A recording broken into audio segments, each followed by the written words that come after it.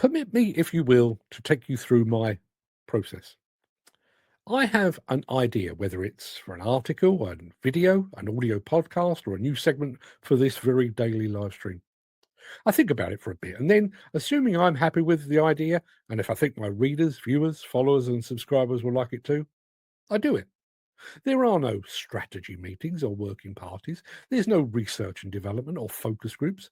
As a result, there's no friction. I can go from inception to implementation in a matter of minutes. Now, admittedly, not all of my ideas stick. Some of my ideas that appear to have legs subsequently turn out to be lame. Some ideas I expect to take flight actually crash and burn. But I trust my instincts, and if I'm going to fail, I'd rather fail fast and move on. That's one of the very few joys of being a one man band. The only person I need to explain my mistakes to is myself.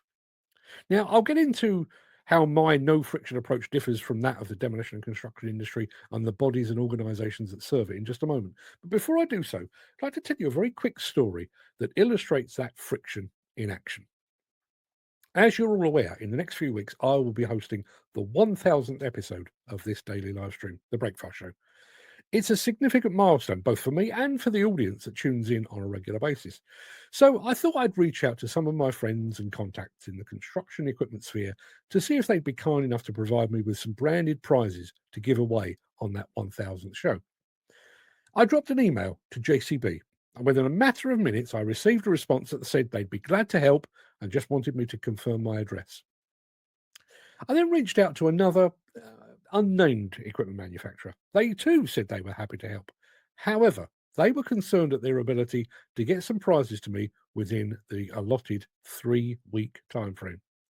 Apparently, my request would need to go from my contact to his assistant, who would then send an email to the person in charge of merchandise, who would likely pass on that request to their assistant, who would then inform the dispatch department, and you get the idea. As it stands at the moment, I'm still not entirely sure whether that box of goodies will arrive ever or on time, because each additional person and each additional step adds friction. Each person in the chain adds a potential weakness, and each new layer is a crack through which efficiency might fall. I'll look at the issue and how it applies to in the wider demolition and construction context in a moment. But first, allow me to ponder the designed by committee process as it applies to a trade organisation like the NFDC, National Federation of Demolition Contractors. Someone has an idea that might be of genuine benefit to the NFDC, to its members, or even to the entire demolition industry here in the UK and around the world. They present that idea at a regional meeting. The feedback is mostly positive and supportive, but someone suggests a small tweak to the idea. Someone else suggests revising it, how it's worded, and someone else insists that the idea is passed up the line for further consultation at national level. Now, the Federation's National Council isn't scheduled to meet for another 2 months, but that tweaked idea is placed on the agenda to be discussed again.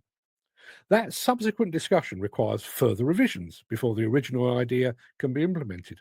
3 months later, the idea is presented again with the tweaks and the amendments in place, at which point someone says, I actually preferred how it was first presented.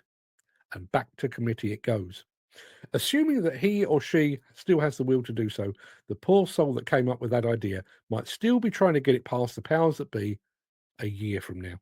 A potentially industry changing idea dashed on the rocks of inefficiency thanks to a committee. Now let's take things up a notch and apply it to the actual demolition and construction industry itself. Think of a large scale project, the demolition of a tower block, for example, and its replacement with a new one. A client or a local authority puts the initial demolition and the new construction out to tender. The client has a vague notion of budget price, but they don't really have any real preference on how the demolition is actually done. They receive the tender applications, and often from a position of ignorance, they must now choose between one company proposing explosive demolition, another proposing a top down demolition, and a third suggesting a high reach demolition approach. In addition to the 3 different methods on the table, there are 3 wildly differing prices to weigh up too. Even assuming the client selects the right method and the right price, their problems are just beginning. The construction industry has more layers than an onion. While in some walks of life it pays to be a jack of all trades, in construction, everyone is a master of one. There are piling contractors, steel erectors, scaffolders, carpenters, electricians, plumbers, welders, painters, finishers, roofers, facade specialists, and fit out contractors, and we're only just getting started. Now think about all the disciplines within each of those specialist contractors. Think about earthworks, for example.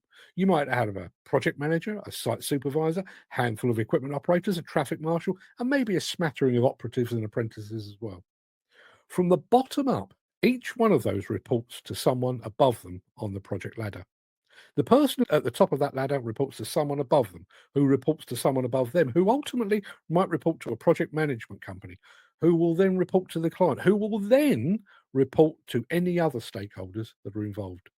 Layer upon layer upon layer, cost upon cost, friction upon friction, inefficiency heaped upon efficiency. So many potential cracks. It really is a wonder that anything ever actually gets done.